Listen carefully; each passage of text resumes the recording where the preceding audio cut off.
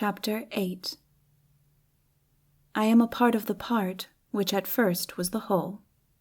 Goethe, Mephistopheles in Faust. My spirits rose as I went deeper into the forest, but I could not regain my former elasticity of mind. I found cheerfulness to be like life itself, not to be created by any argument. Afterwards I learned that the best way to manage some kinds of pain-filled thoughts is to dare them to do their worst, to let them lie and gnaw at your heart till they are tired, and you find you still have a residue of life they cannot kill. So, better and worse, I went on, till I came to a little clearing in the forest. In the middle of this clearing stood a long, low hut, built with one end against a single tall cypress, which rose like a spire to the building. A vague misgiving crossed my mind when I saw it, but I must needs go closer and looked through a little half-open door near the opposite end from the cypress. Window I saw none. On peeping in, and looking towards the further end, I saw a lamp burning with a dim reddish flame, and the head of a woman bent downwards, as if reading by its light. I could see nothing more for a few moments. At length, as my eyes got used to the dimness of the place, I saw that the part of the rude building near me was used for household purposes, for several rough utensils lay here and there, and a bed stood in the corner. An irresistible attraction caused me to enter. The woman never raised her face, the upper part of which alone I could see distinctly, but as soon as I stepped within the threshold she began to read aloud in a low and not altogether unpleasing voice from an ancient little volume which she held open with one hand on the table, upon which stood the lamp. What she read was something like this: "So then, as darkness had no beginning, neither will it ever have an end, so then is it eternal.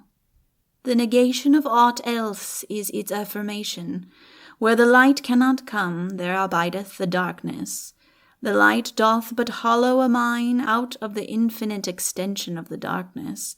And ever upon the steps of the light treadeth the darkness, yea, springeth in fountains and wells amidst it, from the secret channels of its mighty sea.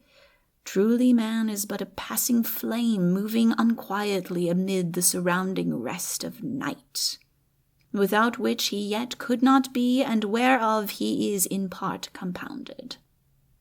As I drew nearer, and she read on, she moved a little to turn a leaf of the dark old volume, and I saw that her face was sallow and slightly forbidding. Her forehead was high, and her black eyes repressedly quiet. But she took no notice of me. This end of the cottage, if cottage it could be called, was destitute of furniture, except the table with the lamp, and the chair on which the woman sat. In one corner was a door, apparently a cupboard in the wall, but which might lead to a room beyond. Still, the irresistible desire which had made me enter the building urged me. I must open that door and see what was beyond it. I approached, and laid my hand on the rude latch. Then the woman spoke, but without lifting her head or looking at me. "You had better not open that door." This was uttered quite quietly, and she went on with her reading, partly in silence, partly aloud, but both modes seemed equally intended for herself alone. The prohibition, however, only increased my desire to see, and as she took no further notice, I gently opened the door to its full width and looked in. At first I saw nothing worthy of attention. It seemed a common closet, with shelves on each hand, on which stood various little necessaries for the humble uses of a cottage. In one corner stood one or two brooms, in another a hatchet and other common tools, showing that it was in use every hour of the day for household purposes. But as I looked, I saw that there were no shelves at the back, and that an empty space went in further, its termination appearing to be a faintly glimmering wall or curtain, somewhat less, however, than the width and height of the doorway where I stood. But as I continued looking for a few seconds toward this faintly luminous limit, my eyes came into a true relation with their object. All at once, with such a shiver as when one is suddenly conscious of the presence of another in a room where he has, for hours, considered himself alone, I saw that the seemingly luminous extremity was a sky, as of night, beheld through the long perspective of a narrow, dark passage through what, or built of what, I could not tell. As I gazed, I clearly discerned 2 or 3 stars glimmering faintly in the distant blue, But suddenly, and as if it had been running fast from a far distance for this very point, and had turned the corner without abating its swiftness, a dark figure sped into and along the passage from the blue opening at the remote end.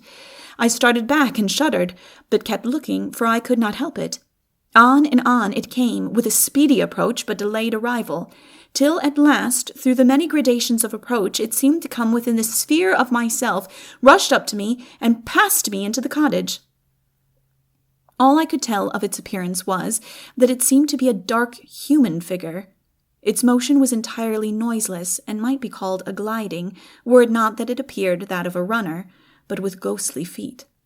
I had moved back yet a little to let him pass me, and looked round after him instantly. I could not see him. "Where is he?" I said in some alarm to the woman who still sat reading. "There, on the floor behind you," she said, pointing with her arm half outstretched, but not lifting her eyes.